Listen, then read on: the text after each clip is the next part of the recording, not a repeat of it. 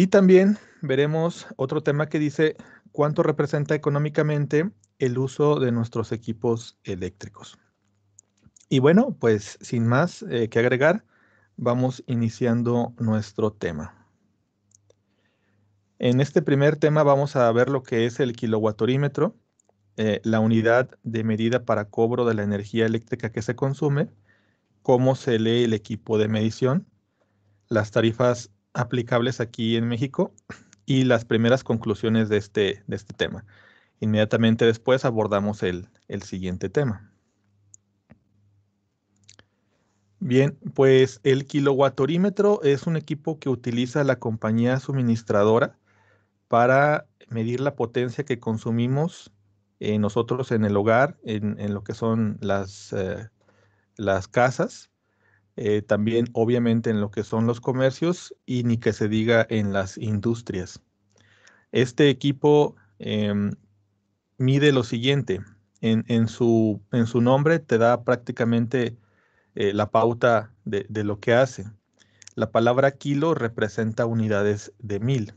La palabra watt representa lo que son las unidades que se están realmente midiendo. En este caso es potencia. La palabra hori representa en qué periodo se está midiendo. Pues en este caso en tiempo y en horas, porque pueden ser segundos, pueden ser minutos. Y la palabra metro representa medida. Entonces es un equipo que mide la potencia en rango de miles a través de las horas. Eso es lo que es un kilowattorímetro. Cuando nosotros observamos que, permítanme activar aquí mi puntero, cuando nosotros observamos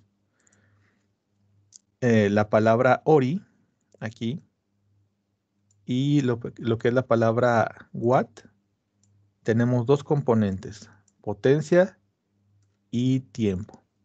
Entonces ya no es algo nada más como el wattmetro, que el wattmetro te mide la potencia instantánea. Aquí te va a medir la potencia a través del tiempo, obviamente generándose un valor histórico, ¿de acuerdo? Un valor histórico, lo que significa es que tú tendrás, como si fuera un reloj de arena, ¿verdad? Aquí un consumo el cual se va a registrar, ¿sale? Se va a registrar a través del tiempo. Digo, es algo muy, muy burdo, pero muy sencillo de entender. Ahora, nosotros podemos encontrar los equipos de medición de CFE en dos modalidades, análogos y digitales. Los análogos están siendo reemplazados en la actualidad por los digitales, pero los análogos nunca han tenido problemas en generar su trabajo, en este caso, pues sus mediciones. Funcionan a través de un equipo mecánico y un equipo eléctrico a la vez. Un equipo eléctrico como estatores y conductores eléctricos que reciben la energía y por medio de campos magnéticos hacen mover por aquí a unas partes mecánicas que están engranadas para que así se pueda capturar la información del consumo del usuario. No tienen mayor problema, su mecanismo es relativamente sencillo y han funcionado a través de muchísimos años. Pero en la actualidad, CFE está prefiriendo cambiarlos por los digitales, aquellos que tienen una pantalla de LCD, de Liquid Crystal Display, y la diferencia radica en la rapidez con la que el lecturista puede tomar la lectura del usuario. Básicamente eso es. También se pueden tomar las lecturas remotamente, que también es otra ventaja del sistema digital. Y por último, bueno, pues es más ligero y tiene una pantalla de policarbonato, lo que favorece a que pueda soportar impactos que se puedan dar por alguna situación de vandalismo. Entonces, esas son las ventajas por las cuales la compañía suministradora está cambiando. Esto es técnicamente hablando. Ahora la otra situación es porque obviamente CFE se apalabra con la compañía que la suministra y pues seguramente hay algún beneficio económico. Eso es también posible. En lo que respecta a los medidores análogos, se pueden tener aquellos que tienen 4 relojes o 5 relojes. No importando si sean de 4 o de 5, se utilizan y se miden exactamente igual. Entonces aquí podemos observar que tiene el de la izquierda 4 y acá podemos observar que tiene el de la derecha 5. ¿Va? O sea, no importa si son de 4 o de 5, se miden exactamente igual. Pueden tener también por acá otros relojitos. Estos relojitos pueden estar graficados o pueden ser como medias lunas.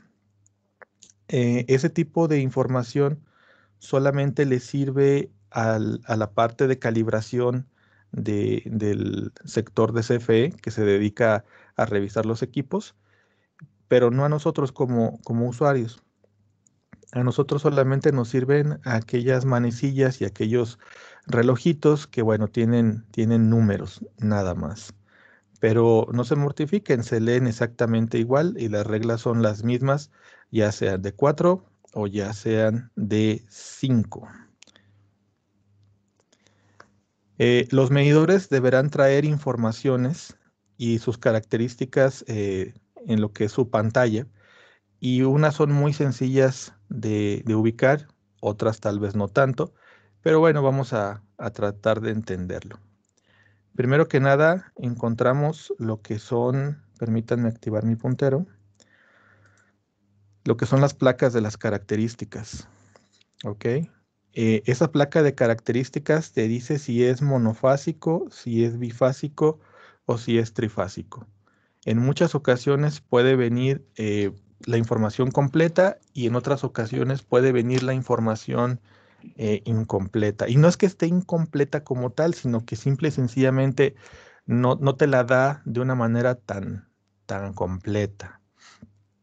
Miren, por ejemplo, puede decir una fase, ¿sale? Una F. Puede F. Y puede decir 3F. En este caso, las F significan fases y por tanto, en ese momento sabrías tú que este sistema de una F es monofásico, este sistema de 2F es bifásico en nuestro país y este de 3F es trifásico. Recuerden que en la realidad técnica estos dos sistemas son el mismo, pero en nuestro país sí hay una diferencia. También puede venir la indicación por los hilos que tiene. En este caso serían 2 hilos. Recuerden que se cuenta lo que es el neutro.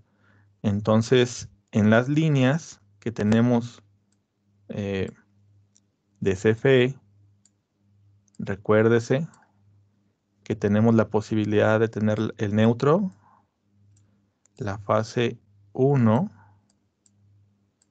la fase 2 y la fase 3. Entonces, siempre se cuenta también el hilo de neutro. Por ende, a la hora de que tú dices una F, 2H, estás contemplando uno de estos, ¿cuál? Pues el que sea, ¿verdad? Sí. Y sin duda el neutro también, ¿sí? Entonces aquí abajo serían 2 fases, 3 hilos. Y abajo serían 3 fases, 4 hilos. Bueno, eso en principio de cuentas. Así que, abusados, se puede tener la información única y exclusivamente por lo que son fases, única y exclusivamente por lo que son hilos, o se pudiera tener la información completa, que pues esto sería lo mejor. Una F2H, pues excelente, ¿no? O sea, ya sabes que es monofásico. Bien. El número del medidor, que es este, es exactamente igual que la placa de un vehículo. Si ustedes tienen HDZ 3340 en su placa, es un decir, ¿no? Es un decir cualquiera. Bueno, a la hora de que la Secretaría de Movilidad o la que sea en su país de origen detecte este número, pues se va a asociar a un nombre de usuario. Entonces, así pasa con em, los medidores. Siempre te va a asociar este número al número del usuario. Luego viene lo que son los integradores o agujas. Estos se leen siempre, ojo, se leen siempre de derecha a izquierda.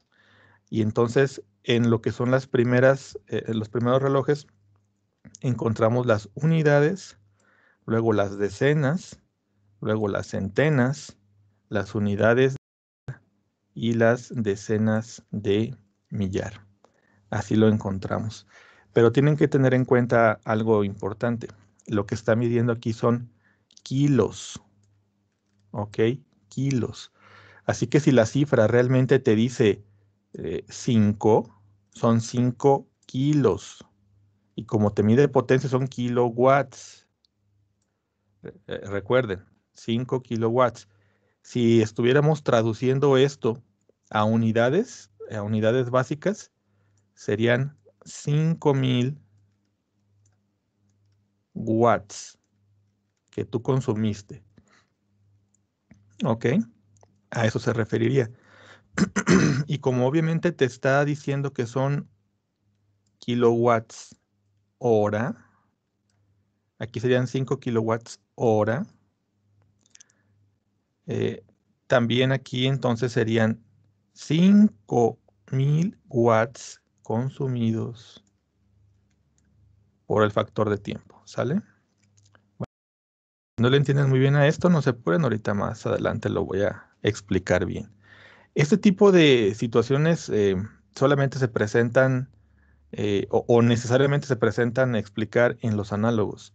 En los digitales, pues tienes estas placas de datos nada más, pero no tienes lo que son los integradores. Realmente tú tienes un display y la lectura es directa. Si tú ves una cifra 2, 3, 6, pues ¿qué va a ser? Pues 2, 3, 6. Esa es la cantidad, porque la lectura es directa. ¿Sale?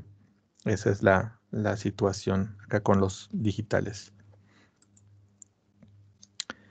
Bien, para controlar el consumo de energía eléctrica en el hogar, además de planificar mejoras, perdón, además planificar mejoras hábitos de consumo, se aconseja revisar periódicamente la información del recibo de la compañía suministradora. Muchos de nosotros tenemos la costumbre de simplemente revisar el recibo por encima y pagarlo. Y bueno, esto se hace siempre y cuando las cantidades no estén muy fuera de lo que nosotros consideramos normales. Pero hay otras personas que ni siquiera revisan el recibo, que simple y sencillamente lo pagan. Bueno, si nosotros queremos tener un buen control de los consumos y planificar las mejoras y modificar nuestros hábitos para que nosotros consumamos menos, va a ser muy importante que nosotros le echemos un clavadito al recibo y lo podamos entender. Bueno, pues ¿cómo hacerlo? Hay que leer y anotar los datos que nos brinda el recibo. El equipo nos va a dar una unidad de cobro, la cual se llama kilowatt hora. Tanto se mide y se cobra en esta unidad. Esto nos va a servir para poder realizar las comparativas de lo que la compañía suministradora nos dice que debemos contra lo que nosotros calculemos en la realidad. Si todo está bien, tanto los valores de nosotros como los de la compañía van a ser iguales. Pero si hay una discrepancia entre los valores que nosotros obtuvimos y los valores que ellos nos reportan, entonces ahí tendríamos que poner un poquito más de atención para poder inclusive hacer algún reclamo. Ahora, la facturación, la facturación aquí en la compañía de nosotros aquí en México, es de 60 días y de 30 días. La figura más común por años ha sido de 60 días, pero en años atrás empezaron las modificaciones y ya se incluyeron las figuras también de 30 días o lo que son mensuales. Los cobros en su mayoría siempre eran de postpago. Ahorita CFE ya las tiene también de prepago y bueno, la diferencia es que en la figura de postpago primero consumes tú, te sacan la cuenta de lo que consumiste y luego lo pagas. Y en estas nuevas figuras que se adoptaron en este país están las de prepago, en donde tú compras una cierta cantidad de energía a la compañía suministradora. Esa compra la detecta una tarjeta inteligente. Esta tarjeta inteligente la colocas en la parte de arriba del medidor. El medidor recibe la información de la compra y te libera la cantidad de dinero equivalente obviamente en kilowatts para el medidor y bueno, te brinda esa energía. ¿Cuál es la diferencia entre una y otra? Bueno, la diferencia es que si tú en una de pospago no llegaras a pagar o te llegaras a atrasar en algún pago, bueno, pues se te va a hacer un aviso de que puede haber un corte y en algún momento llegarán los de CFE a hacerte un bloqueo. Pero obviamente tú tienes la oportunidad entre que te avisan y entre que ellos van a realizar el pago. En el caso del prepago, automáticamente cuando se acaba el saldo en tu tarjeta, el equipo te bloquea la energía, entonces ya no deja pasar electricidad y esto te puede suceder a las 11 de la noche, a las 10 de la mañana, a las 5 de la tarde y te tendrás que ir a buscar un lugar en donde puedas depositar a esa tarjeta para poder regresar a tu domicilio y liberar nuevamente el equipo que te va a dar energía, es el equipo de medición. La verdad de las cosas es que eh, esta implementación de cambiar los análogos por los digitales se hizo con esa finalidad de tener un mayor control sobre los usuarios, pero yo la verdad es que no he conocido a un usuario que esté muy satisfecho con estas tarjetas inteligentes. Se las han impuesto alguna cantidad de tiempo y con el paso de su uso se han visto ellos en la necesidad de quitarlos, o sea, van a la compañía y dicen, ¿sabes qué? Quítame esta modalidad, yo no quiero esta tarjeta, y dejan una modalidad normal de pospago, pero ahora con su equipo digital, porque el equipo análogo ya no se los devuelven. Entonces, a mí me ha pasado eso con las personas. No han estado muy satisfechas con esta tarjetita. Y sobre todo porque lo que son los equipos digitales se autoprotegen a un cierto nivel por debajo de los límites o por arriba de los límites. O cuando hay muchas variaciones, se autoprotegen y se apagan. Y en colonias, pues realmente eh, marginales, en donde las instalaciones de la compañía suministradora no están muy actualizadas, estas variaciones se presentan muy continuamente y dejan a los usuarios sin electricidad. Entonces, pues es una molestia. Bueno, esta situación de meterse a hacer cálculos y de estar tomando las lecturas y de molestarse pues en hacerlo, al principio sí va a ser un poquito complicado, pero una vez que ya lo sepas hacer, no te va a llevar mucho tiempo.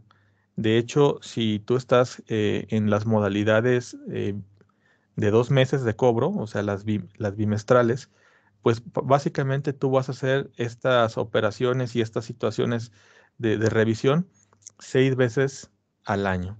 O sea, de los 365 días del año, solamente lo vas a hacer 6 veces. Realmente no es mucho. Y si tu modalidad de cobro fuera mensual, harías una vez por mes, o sea, 12 veces en un año. De 365 días lo haría solamente 12 veces. Yo estoy seguro que las primeras ocasiones sí te vas a tardar, sí te vas a frustrar, pero las demás ocasiones ya no le vas a imprimir tanto tiempo ni esfuerzo porque ya vas a saber cómo se hace. Además de que no te vas a tardar tanto, a lo mejor le vas a imprimir así, y estoy exagerando, unos 40 minutos en tomar las lecturas, en hacer los cálculos, en sacar una comparativa rápida y el decir, ah, sabes que todo está bien, o no, o sabes que no, hay algo mal. Entonces, y estoy exagerando, porque una vez que ya lo sabes hacer, de hecho no te tardas más que unos 20 minutos. Bueno, las unidades entonces de cobro son el kilowatt hora. Y un kilowatt hora es igual a un kilowatt de consumo por el periodo de una hora, o obviamente equivalente a 60 minutos. Si todavía lo queremos ver un poquito más sencillo, aquí les preparé esta lámina en donde todavía se ve más fácil. Imagínense que tenemos focos de 100 y tenemos aquí 1, 2, 3, 4, 5 y 5 son 10. 10 focos de 100. Cuando estos 10 focos de 100 estén prendidos, la potencia instantánea que se está teniendo ahí como consumo son 1000 watts. O sea, si yo tomara un wattorímetro, un wattmetro, perdón, en este momento yo mediría 1000 watts. Pero si yo quiero saber cuánto está consumiendo a través del tiempo, ocuparía un equipo que me mida, obviamente un factor también de tiempo, porque el primero, el wattmetro solamente me mide la potencia. Entonces, ese equipo pues va a ser un kilowattorímetro. Y si yo lo conecto y estoy esperando que me marque algo, bueno, pues si yo dejara prendida una hora estos focos, el equipo me marcaría 1 kilowatt hora. Entonces, yo tengo estos equipos prendidos, estos focos, por el lapso de una hora de tiempo, y en ese momento acabo de consumir 1 kilowatt hora. ¿Ok? 1 kilowatt hora. Y obviamente 1 kilowatt hora equivale a una cierta cantidad de dinero que yo tengo que pagarle a la compañía suministradora. Este tipo de dinero pues va a depender de la tarifa en la que me encuentre. Va a depender si soy usuario residencial, comercial o industrial. Y bueno, habrá algunos aspectos que analizar, pero en general tú ya le debes ahí a la compañía suministradora una cantidad de dinero. Bien, vamos a pasar a lo que es la forma correcta de tomar las lecturas de lo que son los relojitos de los medidores. No voy a explicar lo que son las formas de tomar la lectura en los digitales, puesto que realmente no tienen chiste. Y, y ustedes dirán, pero ¿por qué no nos lo va a explicar? Bueno, por esta sencilla razón. Un medidor digital te va a decir aquí 7, 2, 5, 6. Bueno, es un decir, ¿no? Obviamente, ¿qué te está dando? Pues kilowatt hora el medidor, ¿verdad? Tú te paras enfrente del medidor, tú vas a leer 7256 kilowatt hora. O sea, ya tomaste la lectura. Aquí no hay nada que aprender, solamente es tomar la cifra. ¿De acuerdo? Entonces, no se tiene que hacer ningún método ni absolutamente nada. Pero abajo, acá abajo en lo que son las partes análogas, pues sí se tiene que aprender. Y sobre todo porque hay reglas que tienes que cubrir. Así que empecemos. Bueno, em, vamos a comenzar diciendo que pueden presentarse aquí la situación de tener los medidores con 4 o 5 relojes. ¿Sí? Aquí en este caso son de 4, pero si aún fueran de 5, se lee exactamente igual. ¿Sale? Entonces, lo primero es que vamos a tomar siempre la lectura de la derecha a la izquierda. Eso es lo primerito. ¿de acuerdo? Ubiquen también que lo que son los relojitos tienen el 0, 1, 2, 3, 4, 5, 6, 7, 8, 9 y 0. No es un reloj como tal, horario en el que tú puedas decir, ay, son las 11, las 10, las tantas de la mañana. No, porque si ustedes lo ven así, van a decir, aquí hay un problema, porque le falta el 10, el 11 y el 12. No se trata de eso, ¿de acuerdo? Luego también tendremos que observar que el primer reloj va girando en sentido horario, el segundo reloj gira en sentido antihorario y así consecutivamente. ¿Sale? También es algo que tienen que tener en cuenta. Esto se va a notar fácilmente porque cuando tú llegas aquí en medio de dos relojes, siempre va a haber una coincidencia. Miren, aquí 8 con 8, 7 con 7, aquí 2 con 2, aquí 3 con 3, ¿de acuerdo? Entonces es algo muy coincidente. Bien. ¿Qué más? Déjenme nada más borro aquí esto que me va a hacer mosca. Ok. Luego, cuando empiezas a tener un consumo y la manecilla se mueva, hay dos tipos de lecturas. Aquellas lecturas fáciles en donde la manecilla queda exactamente en medio de los dígitos, ¿sale? Por ejemplo, aquí, así, está en medio de los dígitos. Pues la verdad es que no te va a tener no le vas a batallar nada, porque siempre cuando tienes esta situación, entre los dos dígitos que tú estás en la aguja, siempre se toma el más chico, que en este caso es 4. Entre 7 y 8 pues es 7. Aquí entre 5 y 4 pues es 4. Acá entre 2 y 3 pues es 2. Entonces esto pues es como principio de cuentas, ¿no? Hay lecturas sencillas. Este es un ejemplo de las lecturas sencillas. Hay una cierta regla que debemos de cuidar. ¿Sale? Vean, por favor. Si nosotros ya sabemos que entre las manecillas, cuando éstas se muevan, am, siempre tomaremos el menor. Aquí hay una situación, miren. ¿Qué es más chico entre el 0 y el 1? Bueno, pues 0. ¿Qué es más chico entre el 1 y el 2? Bueno, pues 1. ¿Qué es más chico entre el 2 y el 3? Bueno, pues 2. Así, 0, 1, 2. Cuando tú llegas aquí explícitamente entre el 9 y el 0, pues lo más chico es 0, pero aquí hay una regla que dice que cuando hay una lectura entre el 0 y el 9, se anota siempre el 9. Esto es una regla. Así que aquí sería 9. Si nosotros nos ponemos a pensar así bien, vemos que hay una cierta lógica, porque si tú aquí entre el 0 y el 1 escoges el 0, y entre el 1 y el 2 escoges el 1, sería 0, 1, 2, 3, 4, 5, 6, 7, 8 y 9. Si nosotros literalmente tomamos aquí entre el 0 y el 9, 0, el 0 se repetiría dos veces y el 9 nunca existiría. ¿Ok? Entonces esto que está aquí es una regla. Bien, hasta este momento todo lo que he explicado solamente abarca la explicación de la parte A. Ahora vamos a la explicación de la parte B. En la parte B te explica que si hay lecturas sencillas, también hay lecturas que pueden ser complicadas.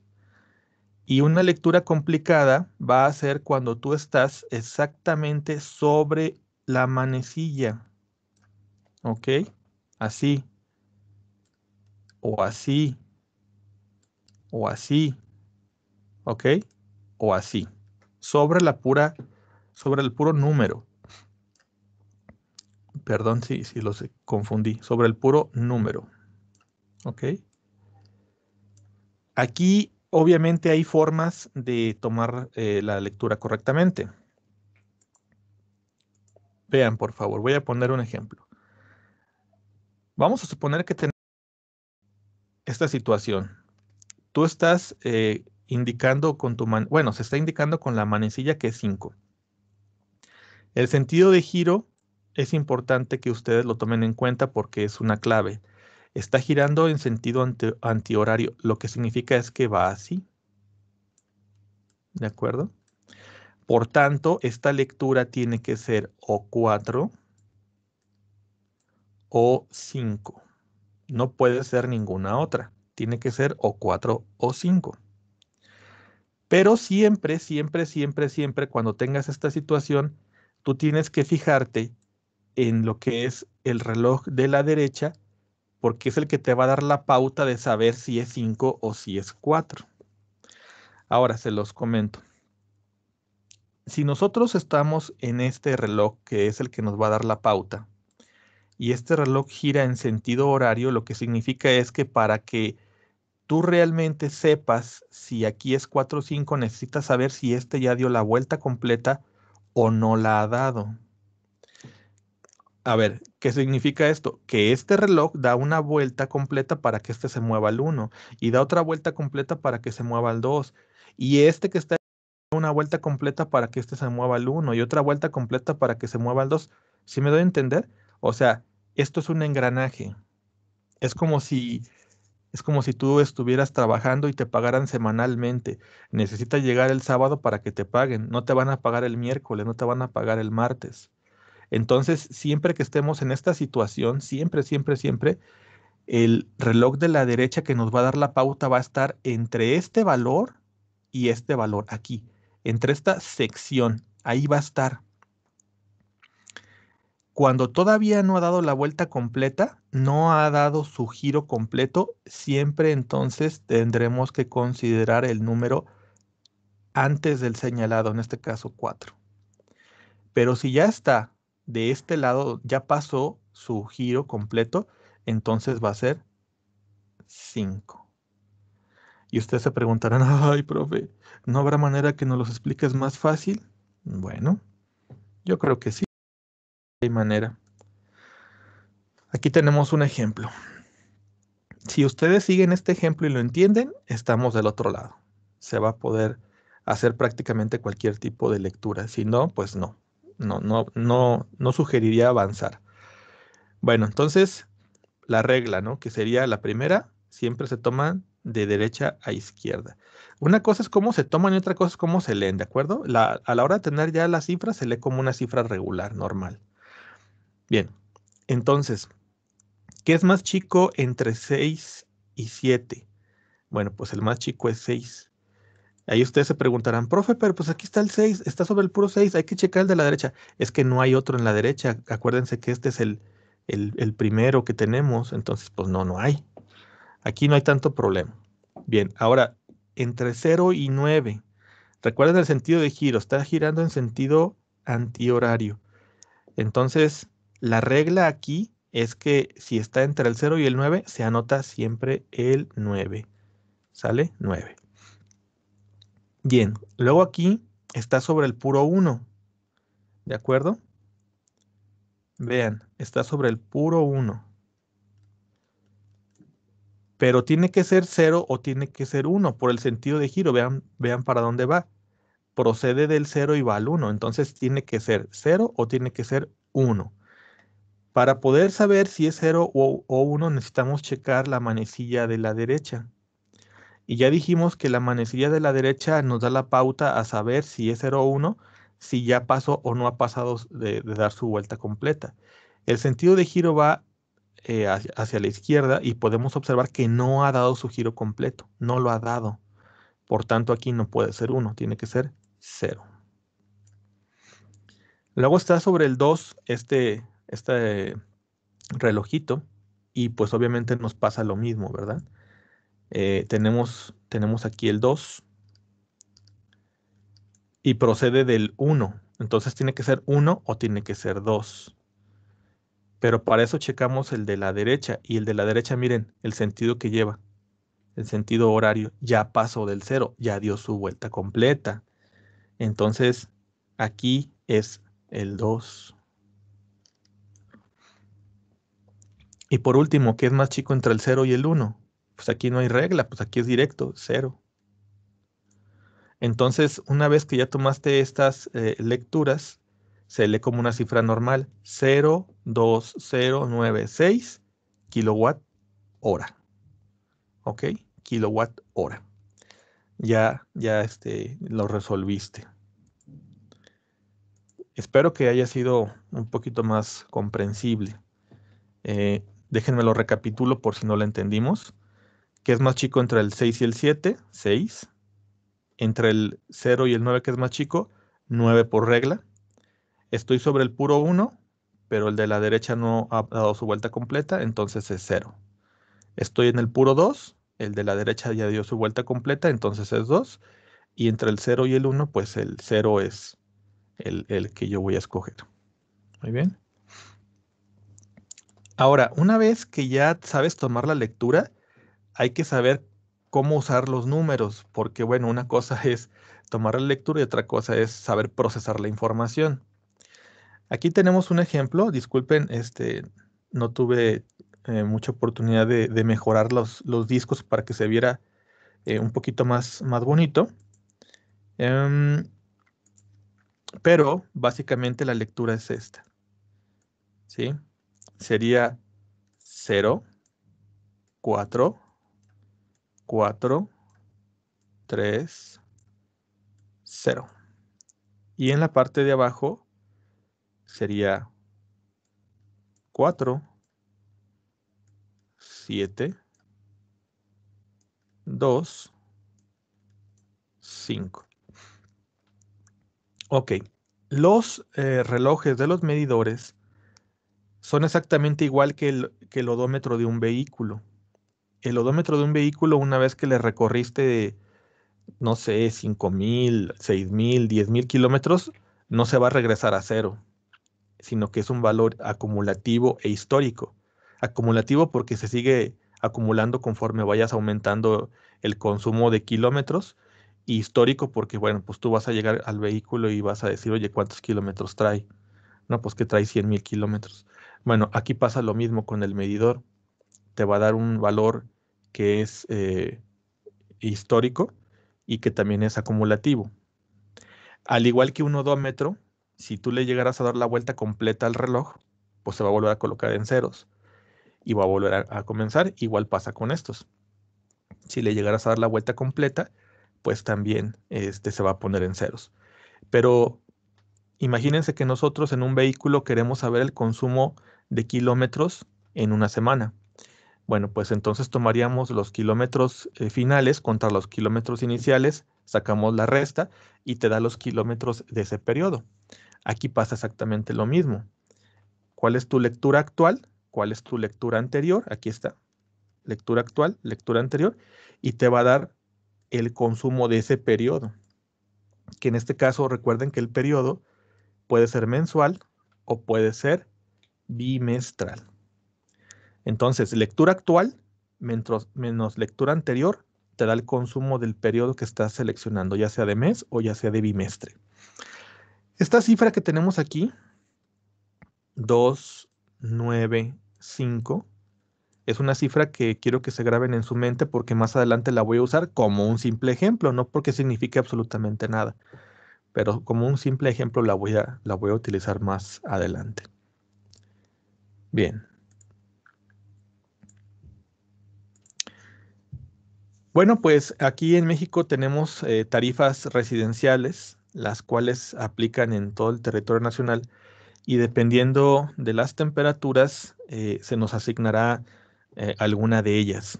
La tarifa residencial se divide en tarifa 1, 1A, 1B, 1C, 1D, 1E y 1F. Ahorita en la clase sabemos que tenemos personas de diferentes estados de la República. Vamos a usar el puntero solamente para observar. Estamos transmitiendo aquí desde Jalisco. Aquí tenemos tarifa 1, 1A y 1B. tenemos alumnos acá de Veracruz, ahí tienen tarifas, tienen 1, 2, 3, 4 tarifas, entonces tienen hasta la 1C. Y bueno, hay diferentes compañeros de la República aquí con nosotros, inclusive fuera del país. Pero vean, por ejemplo, acá en Nuevo León, Tamaulipas, tienen 1, 2, 3, 4, 5, 6 tarifas diferentes. O acá en Baja California, 1, 2, 3, 4, 5 tarifas diferentes.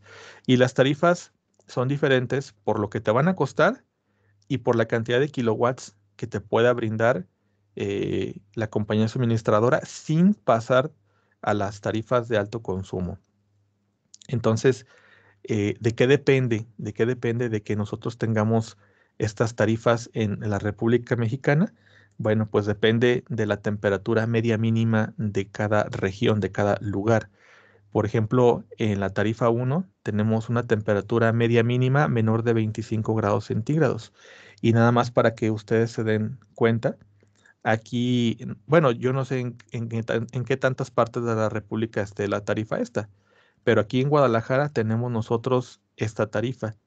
Y esta tarifa es la más corta, pues, por así decirle, en la que tenemos menos margen.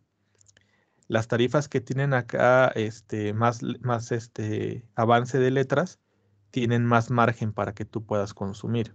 ¿Ok? Entonces, tenemos la 1A, que es una temperatura media mínima de 25 grados centígrados, la 1B de 28, la 1C de 30, la 1D de 31, la 1E 32 y la 1F 33. Mientras que se va comportando más cálida la región, ellos van cambiando de tarifas a otras que tienen más amplitud de consumo. Ahora, aquí están los límites de las tarifas. La 1 tiene un límite virtual de 500 kWh bimestrales. La 1A de 600, la 1B de 800, la 1C de 1700, la 1D de 2000, la 1E de 4000 y la 1F de 5000. ¿Qué significa esto de límite virtual? Bueno, significa que tú puedes consumir en tu bimestre hasta 500 kWh o más. Ya depende de ti. Eh, y esto es en una situación flotante. ¿Cómo flotante? O sea, no es un año de enero a diciembre, sino que si tú te haces un contrato con CFE, ellos te van a dar un límite a partir de tu fecha de aniversario de consumo y de ahí en adelante con un límite de 3000 kWh anuales. Más adelante lo explico con un poquito más de detalle. Pero bueno, obviamente el tener 500 es pues algo limitante al tener 5000. Pero estamos de acuerdo de que las personas que tienen un límite de 5000 pues seguramente viven en lugares muy cálidos, en donde sin presencia de aires acondicionados, pues la van a pasar muy mal. Ok, aquí tenemos un vistazo rápido de lo que es la tarifa 1. Bueno, em, yo sé que a lo mejor sería así muy prudente el explicarlo de derecha a izquierda, pero yo creo que es mejor explicarlo como se los voy a explicar. Miren, fíjense bien. Nosotros dentro de la tarifa 1 tenemos consumos básicos, intermedios y excedentes. Los consumos básicos corresponden desde 0 hasta los primeros 150 kilowatts de consumo. Cuando nosotros estemos en esta situación, tendremos un cobro muy económico. Pero si tú avanzas el consumo de 150 para arriba, hasta los 280, de 150 hasta 280, tú ya vas a ser un consumidor con una tarifa no solamente que te acabaste la básica, sino te vas sobre una que se llama intermedia. Aquí la energía eléctrica va a costar más cara. Recuerden que estamos generando un valor acumulativo. Tus primeros 150 eran básicos, otros 130 más son intermedios. Ojo, en suma son 280. Pero si tú sigues consumiendo, ahora vas a entrar a la parte excedente, en donde los costos de energía son mucho más grandes. ¿Ok? Mucho más grandes. Estos son límites virtuales, tú los puedes rebasar según sea tu consumo. Entonces, los excedentes son de 220 kilowatts o más, ¿ok? O más porque aquí está tu límite virtual, pero tú lo puedes rebasar si tú quieres. A ver, entiéndase el límite virtual porque a lo mejor no lo comprenden todos. ¿Qué pasaría si tú llegas a un alto y en ese alto está la zona peatonal? Aquí está la zona peatonal y tú llegas aquí con tu vehículo, ¿sí? Se supone que esta zona es para que pase la gente, pero hay personas que llegan a la zona peatonal y la rebasan. Entonces, esto es un límite virtual porque tú pudiste decidir el rebasarlo o el no rebasarlo, ¿de acuerdo? Así pasa también con esto. Es un límite virtual. Tú decides el si lo rebasas o si no lo rebasas. Bien, sigo explicando. Entonces, una vez que tú ya estás en estos entendidos de los escalafones, si te mantienes en esta zona que yo ya le puse de verde, pues no vas a tener mucho problema, vas a tener consumos pequeños.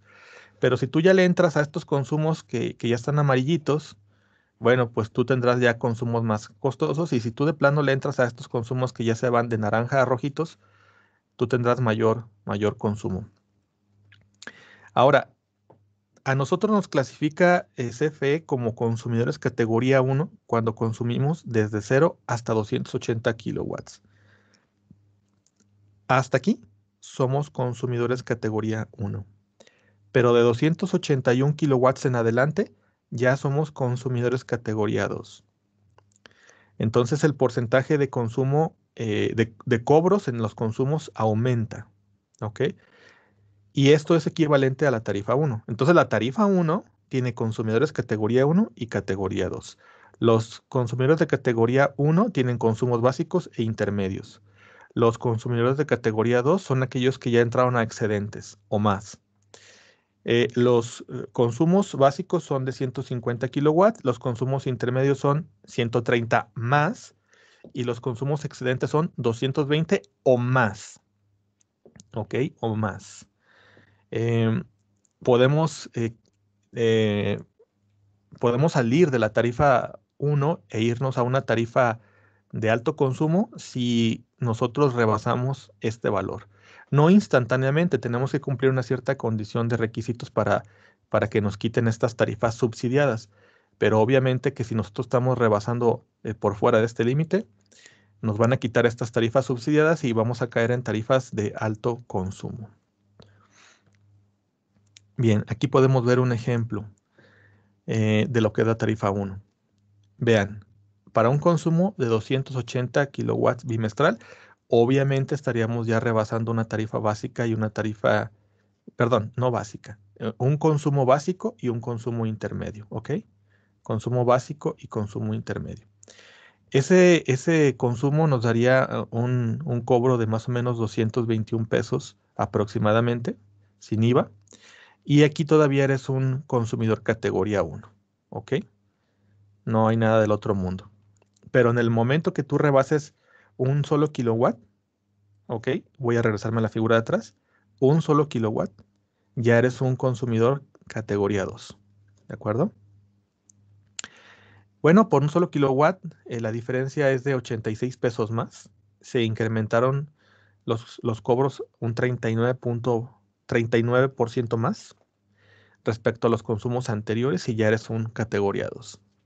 Ahora, si tú llegas al límite, pero sin rebasarlo, llegas al quinientón, tú vas a estar consumiendo 864.9 pesos y hasta ahí está tu límite, ¿ok?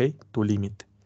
Pero si tú caes en las tarifas de alto consumo, que insisto, hay una forma de cómo caer en esas, a partir de que tú ya tienes esa tarifa DAC, se pierde la tarifa subsidiada y a partir de aquí los incrementos de energía eléctrica son de un 110% más sobre lo que ya venía inflado, ¿ok? Y pues obviamente tener eh, mm, 800 de consumo a tener 1800 sería una diferencia como de 1100. Esta parte aquí dice diferencia, pero no es realmente el valor. Son como 1100. Es la diferencia entre 1900 menos 800 y cacho. Entonces, imagínense 1100 más por un cambio de tarifa. Bueno, pues realmente es mucho, mucho dinero. CFE nos ofrece un termómetro de consumo que es algo muy visual. Se puede observar en los recibos. Ya en los más nuevos no viene, pero antes sí estaba expresado esto. Está muy, muy fácil de ver. Y aquí te maneja, por ejemplo, el nivel básico con valores de 79 centavos cada kilowatt. Y este es el límite. Si tu, si tu marcador te indica que estás por acá, bueno, pues estás en en una zona verde, en una zona económica, con un límite de 150. Si tu marcador te indicara aquí, ya estarías en un nivel intermedio donde ya la electricidad cuesta 96 centavos. Aquí está tu límite de 280. Si tu marcador te indica acá, pues ya pasaste a la parte excedente, donde los precios son de 2.8 por cada kilowatt.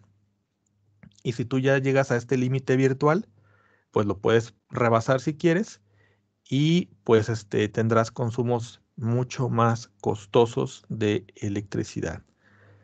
Bueno, vamos a empezar con cifras para poderla entender. ¿Se acuerdan la cantidad que les dije que se grabaran? Sí, ¿verdad? La cantidad que les pedí que se grabaran era esta, porque era la que yo iba a usar para el ejemplo. Es un dato arbitrario, ¿sale? Yo lo estoy usando nada más porque sí, pero quiero que ustedes vean cómo se usa esta información. Bueno, cuando tú tienes un consumo, el consumo que sea, tienes que tarificarlo. A ver, en dónde estamos? No, pues que tarifa 1A, 1B, perfecto. Después tienes que ver los escalafones de esa tarifa. Recuerden que las tarifas son asignadas por la CFE, eh, no son escogidas por el usuario. Y en este caso, como estamos haciendo el ejemplo, la tarifa 1, sabemos que hay consumos básicos equivalentes a 150 kilowatt, consumos intermedios equivalentes a 130 y consumos excedentes equivalentes de ese valor de 280 en adelante cualquier cantidad. Entonces significa que esta cantidad de 295 la tenemos que acomodar. ¿Cuánto de estos 295 entran a básico? Los primeros 150. 150 van a 79 centavos. ¿Cuántos de la diferencia que quedó entran a intermedio? 130. Bueno, 130 irían a 96 centavos. Y el resto, que son 15, entrarían al excedente, que tiene un valor de 2.8. Entonces, sacando la operación de 150 por el valor de dinero, 130 por este valor de dinero y 15 por este valor de dinero, nos daría estos valores de dinero subtotales. Se suman estos valores y nos da 288.19 pesos. Tanto aquí se sumó los valores de dinero para darnos un subtotal y tanto aquí se sumó los valores de kilowatt para comprobar que son los 2.95 que originalmente estamos platicando. Bueno, aquí en nuestro país el IVA, el impuesto al valor agregado, es equivalente al 16% en prácticamente la mayoría de la República Mexicana. Recuerden que en las zonas fronterizas simplemente ahí es distinto. Pero bueno, se le agrega el IVA, sale 46 pesos, entonces son 288 más 46, te da 334 pesos. Como obviamente CFE no cobra centavos por efectos de facilidad, se te va a redondear al inmediato superior o inferior, que en este caso pues es 334 y estos 30 centavos se van a ir para otro recibo. Y en este momento tú estás por pagar 334 pesos, ¿ok? 334 pesotes. Nada del otro mundo. ¿Con qué cantidad de kilowatts? Con 295 kilowatts. Todavía yo considero que es aceptable. Todavía no está fuera de poderse pagar. ¿Sale? Pero ¿qué sucede cuando ya entramos a DAC, doméstico de alto consumo? Esta tarifa doméstica de alto consumo no tiene subsidio, lo que significa es que las tarifas 1, la tarifa 1 desapareció. Ok, tarifa 1. La tarifa 1 desaparece. O la 1A, o la 1B, o la que sea, ¿sale? Desaparecen porque te quedaste sin subsidio. Ahora bien, fíjense, cuando en 2 ocasiones se ha rebasado el límite de los 500 kilowatts, la compañía eléctrica le hace el cambio automáticamente a una nueva tarifa llamada DAC, doméstica de alto consumo.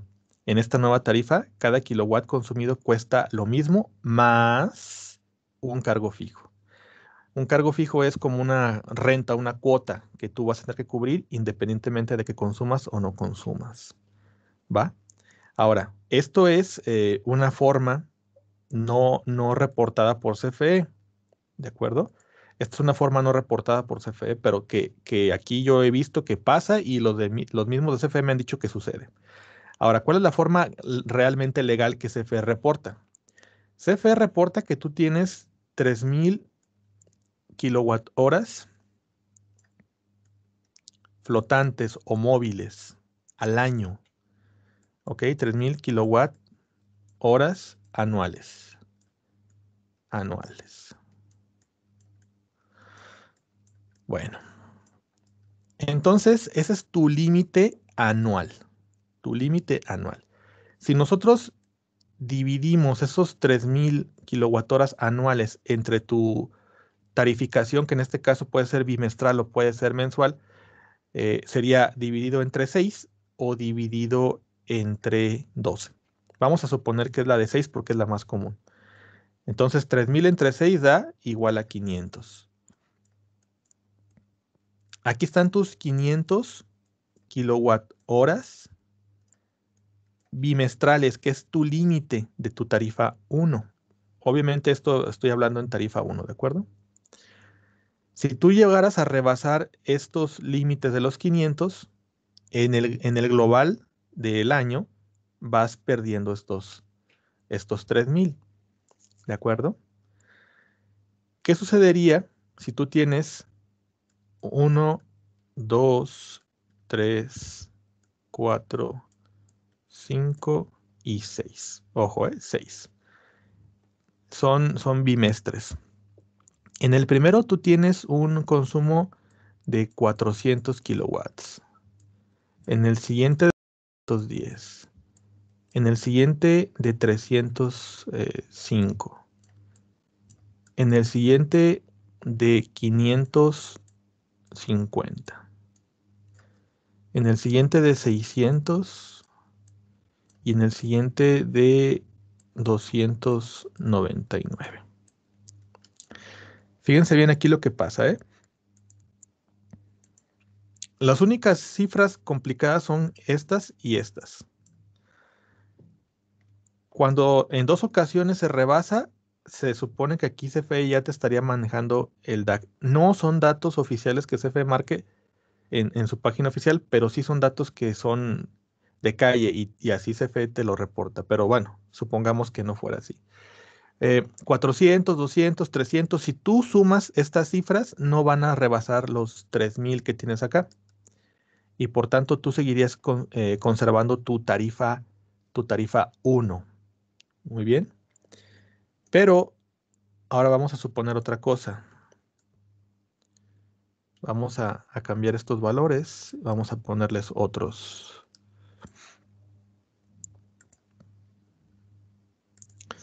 Tú tienes un consumo de 500. Tienes un consumo de 650. Tienes un consumo de 710. Un consumo de 801. Un consumo, no sé, de 400. Y un consumo de 490. Ok. Bueno, habría que sacar la sumatoria, pero yo estoy casi seguro que ya rebasamos los 3,000. En ese momento, CFE te quita la tarifa subsidiada y te da la DAC. ¿Por qué? Porque tú en ese año acabaste con tus 3,000. ¿Va? Ya no eres tarifa 1, ya eres tarifa de alto consumo. Una última opción para que se entienda todavía mejor. Imagínense que ustedes en tarifa 1 tienen un consumo de 1750 kilowatts. Tómala. En un solo bimestre, ¿no, señores? Pues se acabaron prácticamente el 50% de lo que de manera anual les ofrecía CFE. Y en el siguiente bimestre tienes un consumo de 1699. De aquí para acá, ya eres DAC. Ya ni siquiera CFE se espera. Ya no se espera. ¿Por qué? Porque ya en este momento tú acabaste tus 3000 kilowattoras móviles o flotantes que tenías en todo el año. ¿Ya quedó más claro? Espero que sí. Ahora, recuerden que los kilowatts en una tarifa de alto consumo cuestan de 4 a 5 veces que una tarifa básica. 3.88. Recuerden que la tarifa básica eran 79 centavos. Entonces aquí son casi 4 pesos. Y tu cargo fijo va a depender de cada lugar. ¿Ok? No es un dato fijo para toda la República. Aquí está con un valor de 159 pesos, pero ahora sí que puede variar esta información, ¿sale? Bueno, vamos a seguir avanzando. Imagínense un ejemplo con el DAC y con los mismos 295 kilowatts que ya nosotros conocemos.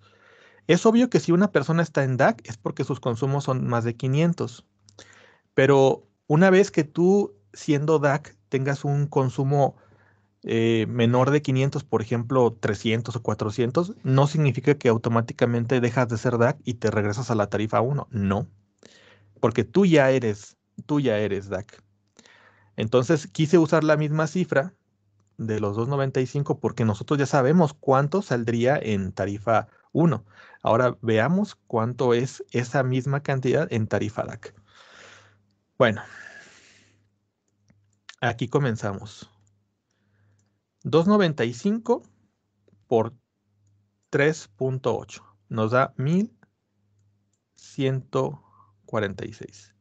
El cargo fijo, recuerden que el cargo fijo es una cantidad obligatoria que va a ser diferente en cada lugar, pero al final aquí para cuestiones del ejemplo serían 159 pesos.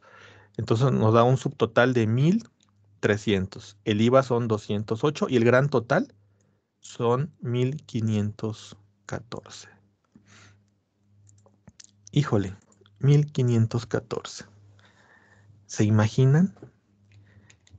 1514 con consumos de 295 kilowatts. Si realmente estamos en los 500, 600, que sería una persona que está ya en tarifa DAC, ¿cuánto anda pagando realmente al mes? Estas personas andan pagando arriba de 2000 pesos mensuales en tarifas de alto consumo, en tarifas DAC. Veamos la diferencia entre una tarifa subsidiada y una tarifa que no está subsidiada. Vean, 334.30 con tarifas subsidiadas y 1514 con tarifa no subsidiada, a una misma cantidad de consumo. ¿Ok? La diferencia son 1180.50. ¿Cuántos, cuántos taquitos no te compras con 1180 pesos? Wow, se ve una diferencia realmente grande entre el tener tarifas con subsidio y tener tarifas sin subsidio. Hace algunos añitos atrás, antes de que estuviera nuestro gobierno actual, el gobierno que iba de salida estaba implementando la eliminación de los subsidios de tarifas eléctricas en México Y como es de costumbre para nuestro gobierno, estaban sesionando en épocas de principios de enero, en las madrugadas, eh, cuando no había manera de que nosotros supiéramos, el- el- tampoco obviamente lo que son los noticieros, y se estaba llegando a acuerdos para eliminar estos subsidios. Realmente no sucedió, no alcanzó a suceder esto, pero bueno, no sucedió por una simple y llana razón. El gobierno que iba de salida se puso a pensar y dijo, bueno, ¿cómo nos podemos atorar a todos los usuarios, a todos los ciudadanos? ¿De qué manera le podemos hacer?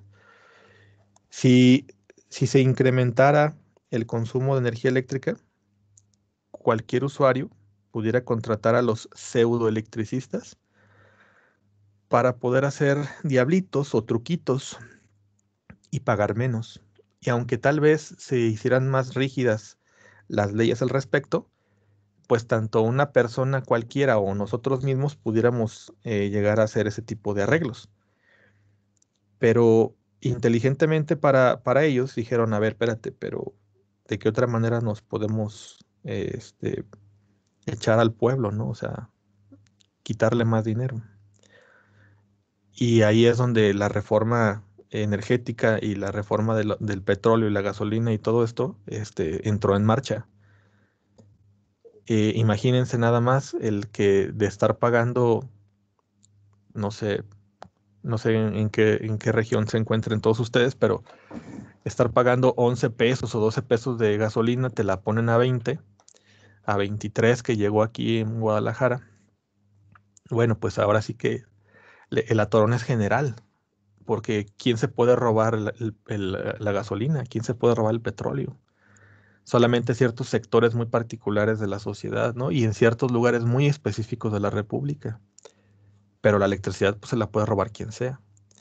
Entonces se hizo esta situación del incremento de las gasolinas y todo a nivel nacional y pues lo que ya conocemos, ¿no? En el país, el incremento absolutamente de todo, todo se incrementó con el incremento de los combustibles, absolutamente todo. Si nos hubieran dado el atorón con la electricidad, ahora sí que hubiera sido algo mucho, mucho más complejo y tal vez pudiera haber sido un aliciente a desmanes sociales. Así que miren, nos dejaron el problema más complicado y pues lo estamos todavía padeciendo. Bueno, pues la única manera de poder ahorrar en el recibo de energía eléctrica es ser responsables con nuestros consumos diarios y vigilantes de los cobros que se nos realizan por parte de la compañía suministradora. Hasta aquí es la primera parte. No, no hemos terminado, o sea, no se me relajen. Todavía no hemos terminado. Vamos a pasar inmediatamente a la siguiente parte que dice así: ¿cuánto representa económicamente el uso de nuestros equipos eléctricos? Yo imagino que todos nosotros consumimos la energía eléctrica en casa a través del uso de la licuadora, la plancha, la tostadora, eh, el home theater dish, etcétera. Y sabemos que el cúmulo de todos estos nos dan el gran total de lo que es el recibo que CFE nos manda al final.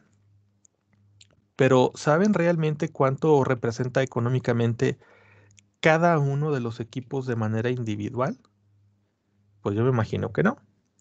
Bueno, pues de eso se trata esta parte de la plática, del que nosotros diferenciemos el consumo de un equipo pequeño, de un equipo pesado, etcétera, y bueno, podamos sacar nuestras cuentas. Bueno, pues en los últimos años el poder adquisitivo que tenemos nosotros aquí en esta nación, y me imagino que en muchas partes de otro lugar del planeta, se ha venido reduciendo y se hace más difícil cada vez el cubrir las cuotas de electricidad, de agua, de drenajes, etcétera. Aquí, por ejemplo, en mi casa, que es su casa, las cuotas del agua se fueron a las nubes, así literalmente a las nubes. La electricidad no ha variado, y aquí pues yo no tengo mucho padecimiento por la electricidad, pero sí en lo que es cuestión de agua está complicado. Pero en general se hace una sumatoria de todos los consumos que tenemos en el hogar y pues vemos que no nos alcanza, o sea que estamos muy apretados en nuestras economías, ¿no? Y la mayoría de los sentimientos que tenemos nosotros cuando llegan los recibos y tenemos que hacer los pagos, pues es de que estamos tirando el dinero a la basura, o sea, literalmente, porque llega el pago de lo que sea, del teléfono, de la luz, del agua, de lo que sea, y con dificultades lo pagamos y todavía apenas empezamos a respirar cuando ya nos llegaba el otro recibo. Entonces decimos, no inventes, pues estoy tirando el dinero a la basura. O sea, no me alcanza el dinero y con trabajos lo pago y pum, ya me llegó el otro y yo siento que no lo aproveché. Entonces es un sentimiento que la mayoría llegamos a tener en algún momento. ¿Existe alguna manera de solucionar este problema de los equipos eléctricos que nos consumen una cierta cantidad de dinero, que incrementan los recibos y que nos causan esta sensación pues de incomodidad? Y específicamente en lo eléctrico, ¿no? Tirar los equipos a la basura sería una opción. Hay gente, y sobre todo la que es adulta, que son muy extremosos. Así era mi papá. Cuando veía que algo le causaba problemas, él agarraba y tiraba y aventaba y yo decía, oye, pero es que no es la forma, no es la opción. O sea, imagínate si todo lo vas a aventar o lo vas a botar a la basura cuando te genera un problema, pues todos vamos a terminar ahí. No es la solución. Específicamente en el problema de la electricidad, hay que ser más prudentes. Entonces, la respuesta es no, no hay que botar los equipos a la basura, no hay que deshacernos de ellos. Solo hay que aprender a darles un buen uso, a sacarles el mejor provecho con el menor costo y a conocer nuestros equipos eléctricos, tanto en sus potencias como en sus tiempos de uso, para que podamos tener el control sobre de ellos. Debemos identificar entonces primeramente aquellos equipos que son ligeros de aquellos que son pesados. Los equipos ligeros son aquellos como una licuadora, como un extractor de jugos, como una pequeña moledora de café, una batidora de huevos, etcétera, que no solamente los usas de vez en cuando, sino que la cantidad de energía que te demandan al sistema eléctrico pues es muy pequeña.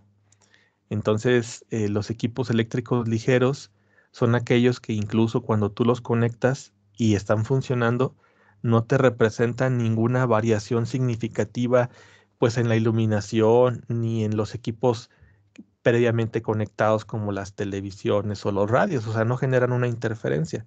Su uso es tan ligero que no hay problema. En comparación con los equipos pesados pueden ser la bomba, puede ser la lavadora, la secadora, el refrigerador y ahora sí que el refrigerador dependerá de qué tan grande sea y qué es la función que haga, porque recuerden que hay aquellos que te dan agua fría, aquellos que te hacen hielitos, aquellos de doble puerta, aquellos de tres puertas, en donde en la parte de abajo tienes para verduras, etcétera, y mientras más tecnología tengan, más caros se vuelven. Inclusive hay refrigeradores que tienen televisión y tienen una especie de tablet. O sea que tú puedes hacer la lista del mandado ahí, como en una tablet con tu dedo, ir por huevos y así, etcétera. Y tienen Wi-Fi, tienen internet también. Así que si tú compras un equipo de estos que te cuestan 60,000 pesos y quieres pagar 20 pesos de electricidad, bueno, pues estás equivocado. No va a suceder así. Entonces, no solamente es que los equipos sean pesados, sino también el tiempo que ellos estén funcionando dentro del sistema eléctrico de tu propiedad, lo que va a repercutir en que los recibos de energía eléctrica se incrementen o no al final de tu periodo de facturación. ¿Sale? También tenemos que identificar aquellos equipos que son de mayor uso de los que no lo son, como por ejemplo el refrigerador nunca se desconecta, siempre está funcionando. Y por ejemplo el de la derecha, que es un extractor de jugos, o sea, y aún si fuera de una carga un poquito más pesada, digo, se ve que no consume prácticamente nada, pero si fuera el caso, eh, hace cuánto que su esposa les preparó un juguito, o su esposo, si tenemos alguna compañera aquí en la sesión, pues realmente son de un uso muy limitado, ¿no? O sea, casi no se utilizan. Hay ocasiones en que tú puedes llegar a una propiedad y ver que tiene uno, dos, tres aires acondicionados y poder sacar un juicio y decir, no, es que este usuario tiene mucho consumo. El hecho de que tengas los equipos no significa que se utilicen. O sea, el hábito final del usuario es el que te va a reflejar si los consumos son altos o no lo son. Entonces, eh, hay una diferencia entre lo que sí se utiliza y lo que casi no se utiliza. Eh, También sería prudente identificar los equipos dentro de la casa que consumen, pero que son 100% ornato y que pudieran ser modificados o cambiados por otros que no llevaran un consumo de energía eléctrica. Un ejemplo puede ser esta pecera que tenemos a la izquierda, que es una pecera de agua salada, en donde pues sabemos que necesita iluminación, los Spectrum para lo que son los animalitos, los pececitos, los niveladores de pH en la parte inferior, las bombas de oxígeno y diferentes situaciones que se van a requerir. Estos equipos, inclusive aún en una falla eléctrica, deben tener un respaldo para que sigan funcionando, porque de lo contrario, estos animalitos solamente tienen un tiempo en lo que van a poder soportar sin ser alimentados de oxígeno o nivelado su nivel de pH.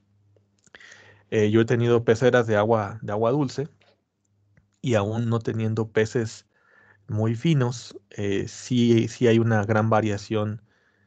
Hay un gran problema con la variación de temperatura y demás. Hay ciertas, no quiero decir marcas, sino tipos de peces que con variaciones muy ligeras se mueren. Entonces, pues todo eso va a repercutir en electricidad a la hora de la hora. Cuando tú los quieras mantener, tienes que tener ahí un respaldo de alguna forma.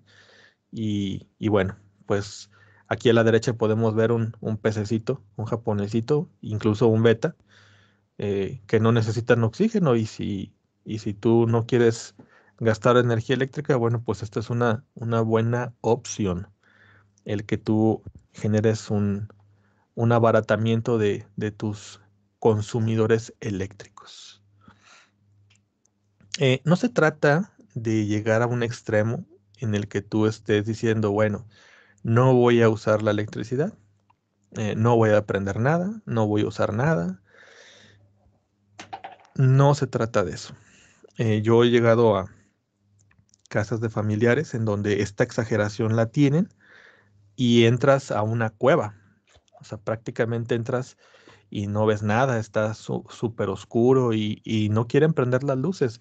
Ellos ya están aclimatados, ahora sí que ya como en su modalidad vampiresca y conocen pues el interior de la propiedad y se mueven con facilidad, pero esto es malo porque si tú no tienes una buena iluminación en los lugares en donde te mueves, tienes que forzar la vista y la vista se te va deteriorando.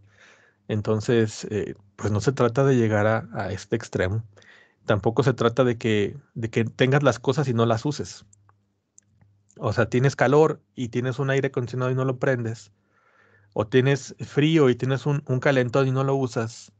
Pues no tiene sentido. Entonces, no se trata de llegar a ninguna exageración ni en ninguna situación extrema.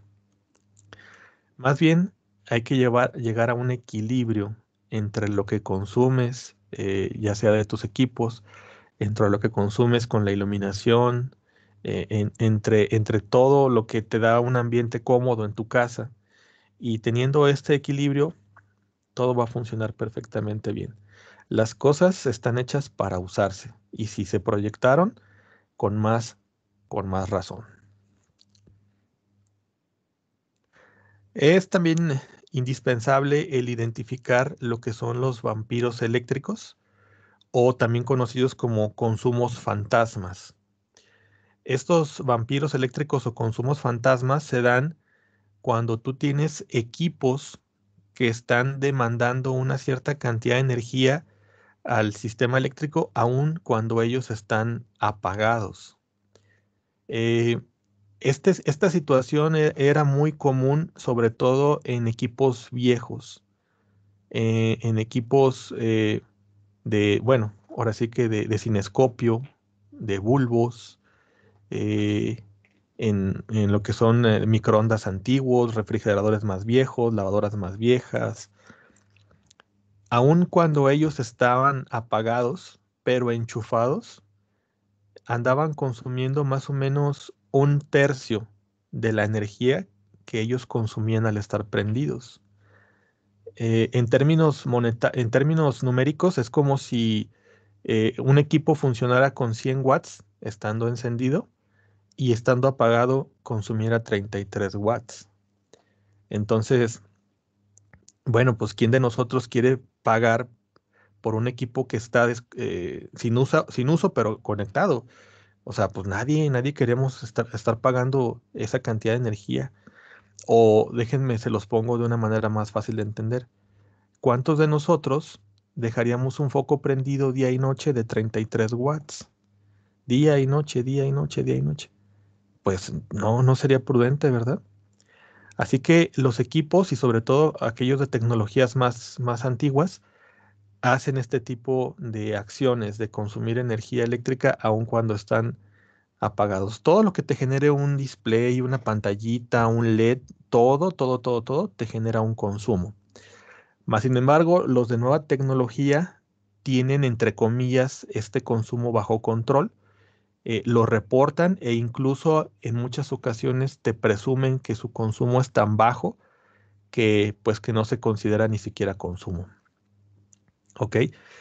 Más sin embargo, todavía en casas de 15, 20, 30 años de antigüedad, tendremos casi eh, por fuerza algún electrodoméstico conectado que nos genere este consumo vampiro o consumo fantasma. Bueno, pues todos los consumidores de energía eléctrica deben de ser, deben de tener reportada su información de potencia y de amperaje y de voltaje al cual ellos van a funcionar, etcétera, por parte de su fabricante. Pero hay valores muy semejantes en la mayoría de las compañías. Por ejemplo, cuánto consume una tele de 46 pulgadas, una tele de 55, 65, o sea, son valores muy parecidos. Obviamente que al final sí habrá alguna diferencia entre marca y marca por las tecnologías que cada una te brinde, pero son valores muy similares. Acá en la parte de la derecha podemos observar que una licuadora consume 350 watts, una tostadora 1000, una aspiradora 1000, secadora de pelo 1600, un ventilador 70 watts, etcétera, ¿no? Pero no solamente es la potencia que consuman, sino el tiempo que la uses. Por ejemplo, la tostadora, eh, yo quiero preguntarles hace cuánto tiempo tostaron un panecito y cuánto tiempo lo dejaron. O sea, sí es una potencia muy grande, pero finalmente el tiempo también es un factor importantísimo a la hora del consumo y el cobro final que tú vayas a tener. Es a veces más fácil el que lo comparemos con focos de 100, se vuelve un poco más dinámico y por ejemplo aquí en esta laminita podemos observar una regadera eléctrica es un equivalente de un consumo de 28 focos de 100. Un calentador eléctrico es entre 18 y 20. Una secadora de pelo entre 15 y 18 focos. una aspiradora entre 13 y 14 focos de 100. Y hay veces que es mucho más fácil para el usuario el decir, ah, carambas, esto es como si yo tuviera 15 focos de 100, sí, pues déjalo desconecto. O sea, hay veces que yo así le digo a las personas que me piden asesoría en sus casas, y se me hace muy sencillo explicárselos. Le digo, mire, esto es como si usted consumiera 10 focos de 100, hombre, se van pero de volada a desconectar el equipo. Es a veces más sencillo de entender. Pero una cosa es que se referencie y otra cosa es que se pueda calcular.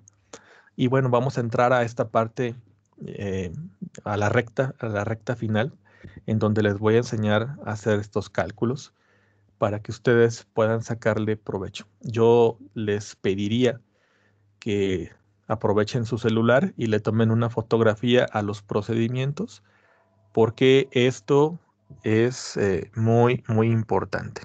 ¿Sale? Bueno, vamos a hacer un ejemplo entonces. Un ventilador de techo consume, según su placa de datos, 120 watts y es usada 10 horas y 42 minutos al día.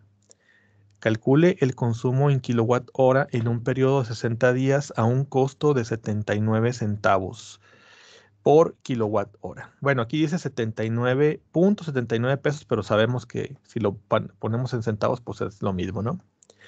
Ok, hay diferentes puntos en el procedimiento. Empiezo con el paso número 1.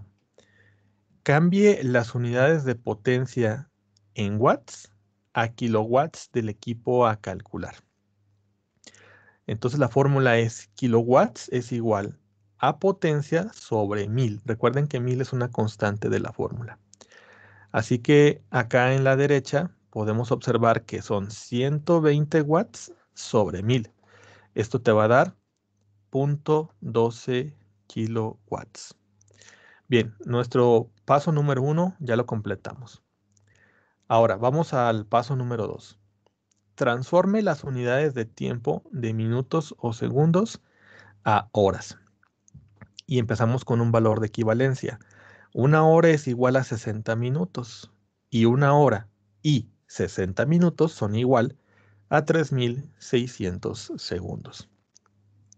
Ok, bueno, pues la fórmula es así. Horas es igual a minutos de uso sobre 60. 60, recuerden que es una constante. Entonces, 42 minutos entre 60 te da 0.7 horas.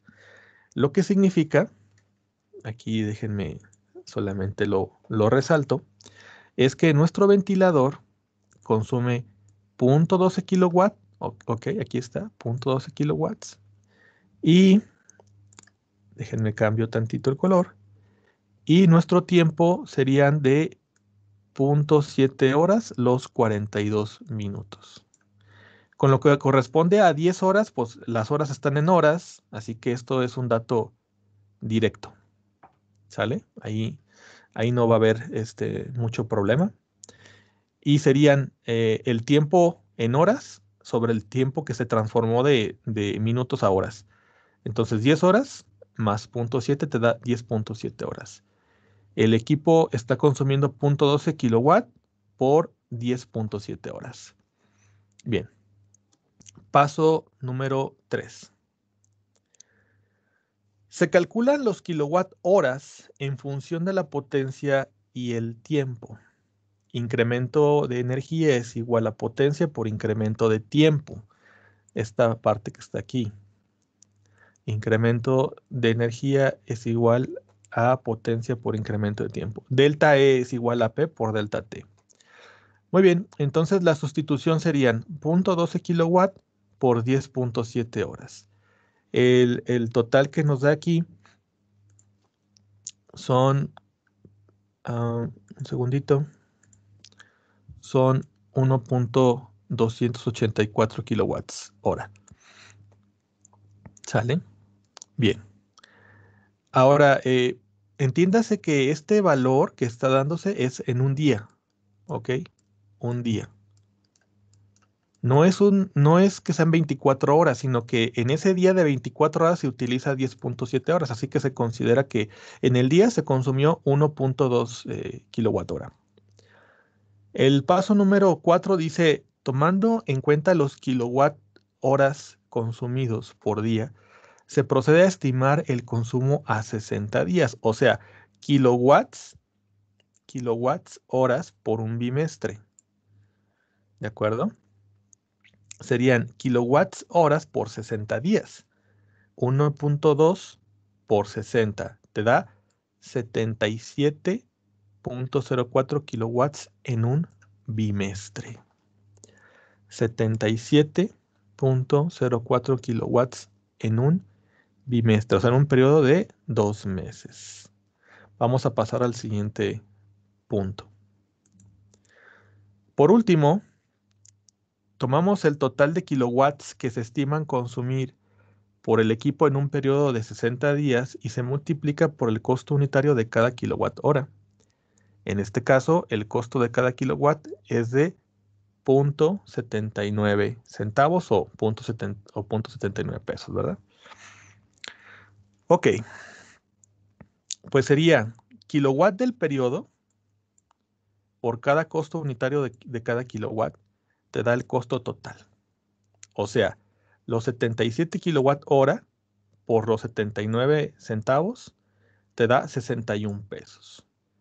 Tú vas a tener un consumo equivalente a 61 pesos.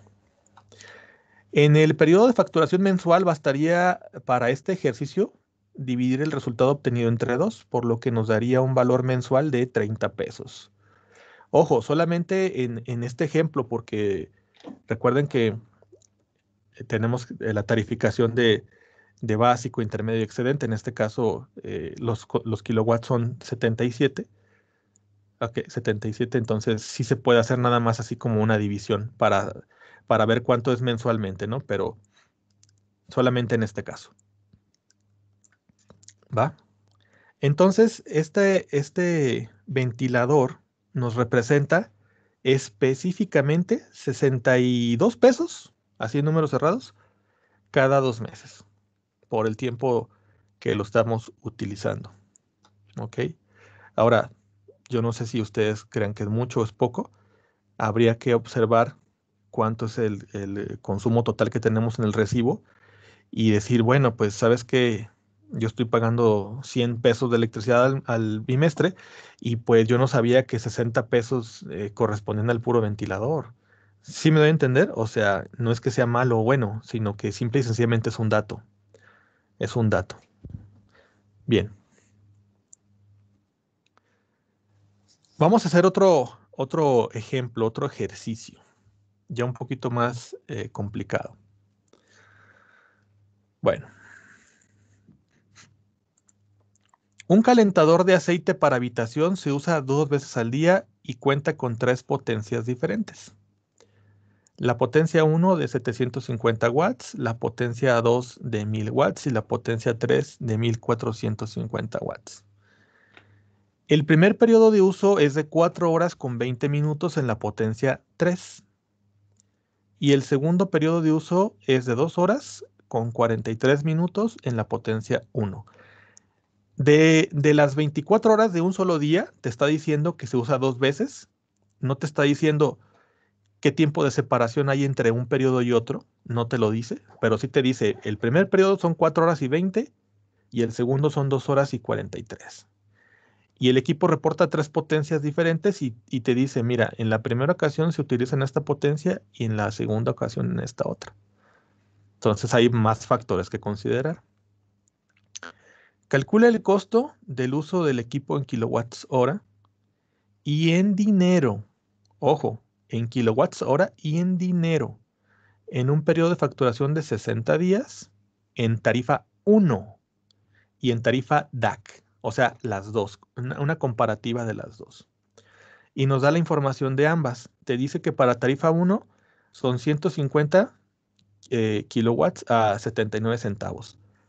Los siguientes 130 a 96 y la diferencia a 2.8. Y en DAC te dice que cada kilowatt va a ser a 3.88 y el cargo fijo 80 pesos. ¿Ok? Entonces ya tenemos la información base para poder comenzar. Bien, vamos a usar los mismos procedimientos que ya usamos para que sea más sencillo. Ok, punto número 1. Cambie las unidades de potencia de watts a kilowatts del equipo a calcular. Aquí está la fórmula. Como el equipo nos reporta 3 potencias, serían 750 entre 1000, 1000 entre 1000 y 1450 entre 1000. O sea, 0.75, 1 y 1.45 kilowatts respectivamente. Bien. Paso número 2. Transforme las unidades de tiempo de minutos o segundos a horas. Aquí está obviamente la fórmula. En el primer uso son 20 minutos sobre 60. Nos da 0.33. Y recuerden que eran 420. Entonces acá está el 4 que ya pues, no se puede transformar porque ya está directo. 4 más 0.33 da 4.33. En el segundo periodo de uso son 43 minutos los que tenemos que transformar sobre 60 da 0.71. Las 2 horas que teníamos como un valor entero, pues simplemente se suman 2 más 0.71 nos da este total que está aquí, 2.71. Bien, ya tenemos el tiempo transformado en horas. 4.33 horas y 2.71 horas. Bien, 3. Se calculan los kilowatt horas en función de la potencia y el tiempo. Delta E es igual a P por delta T. O sea, incremento de energía es igual a potencia por incremento del tiempo. En el primer uso serían 1.45, ¿ok? Que es este dato, por 4.33, que es este dato. Nos da 6.278 kilowatt horas. O sea, el primer periodo de uso tiene este consumo de 6.2. Ahora, el segundo uso serían 0.75 que equivale a este valor, ¿de acuerdo? Por 2.71 que equivale a este valor. Nos da un consumo de 2.032 kilowatt hora. Solo hasta ese momento se puede hacer una suma. No se pueden sumar los tiempos, no se pueden sumar las potencias. No se puede hacer esto. Solamente hasta este paso, al paso número 3, es cuando sumas estos dos valores. Sumas aquí y te da 8.310 kilowatt hora. ¿Ok? Ahora ya sabes cuánto consume ese equipo en ese día en sus dos periodos de uso. ¿Ok? Bien, paso número 4. Tomando en cuenta los kilowatt horas consumidos por día, se procede a estimar el consumo a 60 días. Entonces, kilowatt horas por un bimestre serían kilowatt hora por 60 días. Son 8.33, que equivale a este valor, por 60. Serían 498.6 kilowatt hora en un bimestre. Solamente este equipo se acaba prácticamente el valor de lo que nosotros tenemos como tarifa 1. Está ¿a qué? A 1.4 kilowatt de brincar a una tarifa de alto consumo. Un solo equipo. Wow. Está interesante, ¿no? El cálculo este. Bien, último paso. Por último, tomamos el total en kilowatt que se estima consumir por el equipo en un periodo de 60 días y se multiplica por los costos de la tarifa 1 y la tarifa DAC de alto consumo. Bueno, entonces, lo que nos pedía el problema era los kilowatt que aquí están. Ya está, ¿sale? Ahora nos vamos al dinero. En lo que es tarifa 1, aquí está el ejemplo, y en lo que es tarifa DAC, pues acá está el ejemplo. Muy bien. Esos 498.6 se dividen así. 150 van a valor básico, 130 van a valor intermedio y la diferencia serían 218.6. 150 por 0.79, 130 por 0.96 y 218 por 2.8. Los subtotales 119, 125, 613. El subtotal es 865. Aquí disculpen que se me movió aquí la cifra. El IVA son 138 y el gran total son 1,003 pesos. En tarifa 1. ¿Ok? El puro uso de este equipo en tarifa 1 son 1,003 pesos. Ahora vámonos a la tarifa de alto consumo. Serían 4.98 por 3.88 da 1,937. El cargo fijo son de 80. El subtotal son de 2,017. El IVA son 322 y el gran total son 2,340. Misma cantidad, diferentes tarifas. Tarifa 1 con subsidio del gobierno, tarifa DAC sin subsidio del gobierno, 1,003 pesos, 1,340, 2,340. Entonces esa es la diferencia entre tener una tarifa con subsidios gubernamentales y a una que no tiene subsidios gubernamentales. Y eso es lo que representa económicamente nuestros equipos eléctricos. Habría que sacar de manera individual cada equipo y después meterlos por las tarificaciones. No debemos de contemplar que todo es cuadrado, porque si no vamos a hacer todo así como en tarifa 1 y decir, no, no, pues es que me están cobrando mucho. No, no, no. Recuerden que cada equipo tiene un consumo, pero ese consumo va generando un aumento en lo que son nuestros escalafones y en cierto momento podemos brincar a un escalafón más costoso. Así es como tenemos que manejar la información. ¿Sale? Bien, pues muchas gracias a todos, estimados compañeros. Vamos a pasar a partir de